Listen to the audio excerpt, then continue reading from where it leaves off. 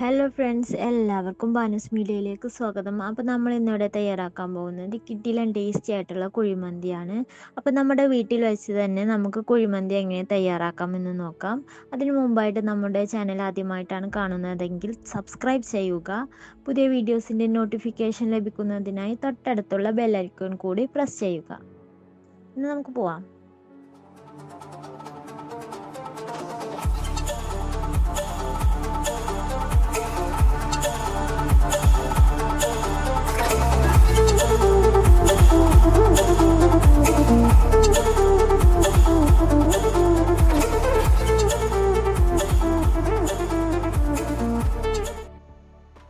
അപ്പോൾ നമുക്ക് ആവശ്യമായിട്ടുള്ള ചിക്കൻ ഞാൻ ഇവിടെ എടുത്ത് വെച്ചിട്ടുണ്ട്. 5 പീസ് ചിക്കനാണ് ഞാൻ എടുത്തിട്ടുള്ളത്. ഇനി നമുക്ക് ഇതിലേക്ക് മാഗി ക്യൂബ് ചേർത്ത് കൊടുക്കാം. മാഗി ക്യൂബ് ഞാൻ ജസ്റ്റ് ഒന്ന് പ്രസ് ചെയ്തിട്ടാണ് ഇട്ട് കൊടുത്തിട്ടുള്ളത്. ഇനി നമുക്ക് ഇതിലേക്ക് ചെറിയ ജീരകം ചേർത്ത് കൊടുക്കാം. ആവശ്യത്തിന് കുരുമുളക് പൊടി,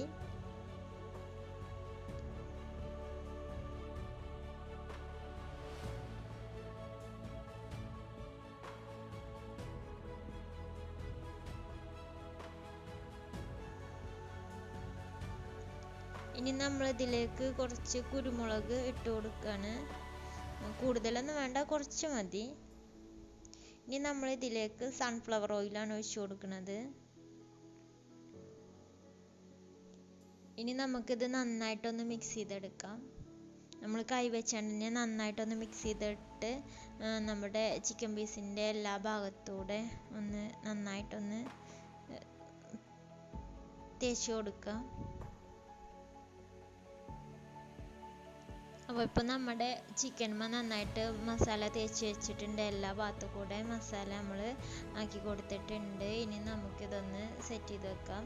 ഇത് സെറ്റ് ചെയ്ത് വെക്കാന്ന് പറയുമ്പോൾ നമ്മുടെ ചിക്കൻ ഒന്നിൻ്റെ മുകളിലല്ലാണ്ട് വെക്കണം. ഇതിൻ്റെ അടുത്ത് ഇപ്പോൾ കുറച്ച് ചിക്കൻ ആവുകൊണ്ട് ഇത് പരത്തി വെക്കാം. അപ്പോൾ കുറേ ചിക്കനൊക്കെ എടുക്കുമ്പോൾ അതിനനുസരിച്ച് വലിയ പാത്രമൊക്കെ എടുത്തിട്ട് വേണം ചെയ്യാൻ. അപ്പോൾ നമ്മുടെ അരി ഇവിടെ നന്നായിട്ട് കുതിർന്ന് വന്നിട്ടുണ്ട്.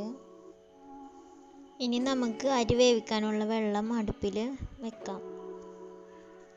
ഇനി നമുക്ക് ഇതിൽ ആവശ്യമായിട്ടുള്ള ഉപ്പ് ചേർത്ത് കൊടുക്കാം. ഇവിടെ ഞാൻ ഉപയോഗിക്കുന്നത് കല്ലുപ്പാണ്. പൊടിയുപ്പിലേറെ എനിക്ക് കംഫർട്ടായി തോന്നിയത് കല്ലുപ്പാണ്. അതുകൊണ്ട് ഞാനിവിടെ കല്ലുപ്പാണ് എടുത്തിട്ടുള്ളത്. ഇനി നമുക്കിതിലേക്ക് ഉണക്കനാരങ്ങ ഇട്ട് കൊടുക്കാം. ഇത് ഉണക്കനാരങ്ങക്ക് ഞാൻ കത്തി വെച്ചുകൊണ്ട് ചെറുതായിട്ട് ഓരോ ഹോൾ ഇട്ട് കൊടുത്തിട്ടുണ്ട്. ഇനി നമുക്കിതിലേക്ക് കുറച്ച് സൺഫ്ലവർ ഓയിൽ ചേർത്ത് കൊടുക്കാം. സൺഫ്ലവർ ഓയിൽ ചേർത്ത് കൊടുക്കുന്നത് നമ്മുടെ അരി തമ്മിൽ ഒട്ടിപ്പിടിക്കാണ്ടിരിക്കാൻ വേണ്ടിയിട്ടാണ്. ഇനി നമുക്കിതിലേക്ക് 2 ഗ്രാമ്പു, ഒരു കഷ്ണം പട്ട, ഏലക്ക ഇതൊക്കെ ഒന്ന് ചേർത്ത് കൊടുക്കാം. ഇനി നമുക്ക് ഈ വെള്ളം ഒന്ന് തിളക്കേണ്ട സമയം കൊണ്ട് നമുക്ക് നമ്മുടെ ചിക്കനൊന്ന് റെഡിയാക്കി എടുക്കാം.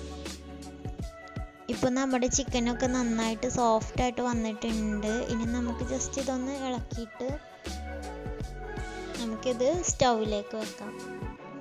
നമുക്കിത് നന്നായിട്ട് അടച്ച് വെച്ചിട്ട് വേണം വേവിക്കാൻ. ഇപ്പോൾ നമ്മളിത് അടച്ച് വെച്ചിട്ടുണ്ട്. ഇത് നമുക്ക് ലോ ഫ്ലെയിമിൽ ഇട്ടിട്ട് വേണം കുക്ക് ചെയ്തെടുക്കാൻ. ഇപ്പോൾ നമ്മുടെ ചിക്കൻ്റെ ഒരു സൈഡ് നന്നായിട്ട് വെന്ത് വന്നിട്ടുണ്ട്. ഇനി നമുക്ക് മറ്റേ സൈഡ് കൂടെ അതുപോലെ ഒന്ന് പൊരിച്ചെടുക്കാം. ഇപ്പോൾ നമ്മുടെ ചിക്കൻ നമുക്കിവിടെ റെഡിയായി കിട്ടിയിട്ടുണ്ട്. ഇനി നമുക്ക് നമ്മുടെ ഫ്ലെയിം ഓഫ് ചെയ്യാം.